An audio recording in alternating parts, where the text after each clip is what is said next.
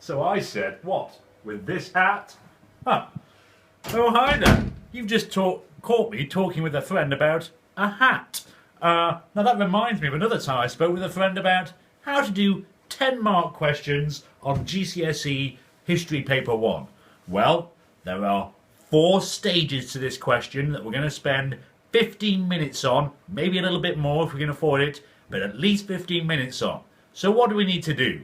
Well, the examiner, they're going to ask you which of 2 things was most important. So, for example, it might be what caused more tension in the early Cold War, the Yalta and Potsdam conferences, or the Berlin blockade.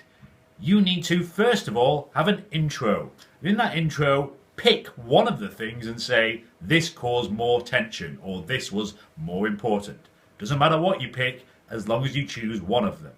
Then, you need a large paragraph, and in this paragraph, take the first bullet point, so in our example, Yalta and Potsdam, and explain, first of all, what they were. Use your historical knowledge, and really show the examiner that you know a lot. But then explain how it answers the question. So how did Yalta and Potsdam cause tension in the early Cold War? That's your analysis, and we need to have that part if we're going to get all 10 marks. Next, we've got our intro, first paragraph on the first bullet point, so you guessed it, hats not enough. Instead, it's the second bullet point in the third paragraph, and you do the same thing again. So you would explain what happened during the Berlin blockade, and then the analysis, why it helped cause tension.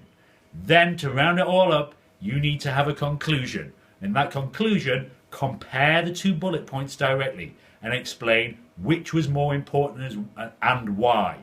Don't just say, for example, Yalta and Potsdam were more important, therefore, in causing tension.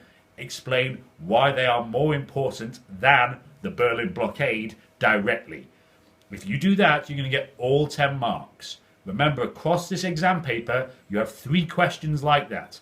So that's 30 marks, or half of all the marks on the paper. So these are the key questions to get right if you want to get the A star. Anyway, I'm off, wearing my hat. And now I'm here, in my hat.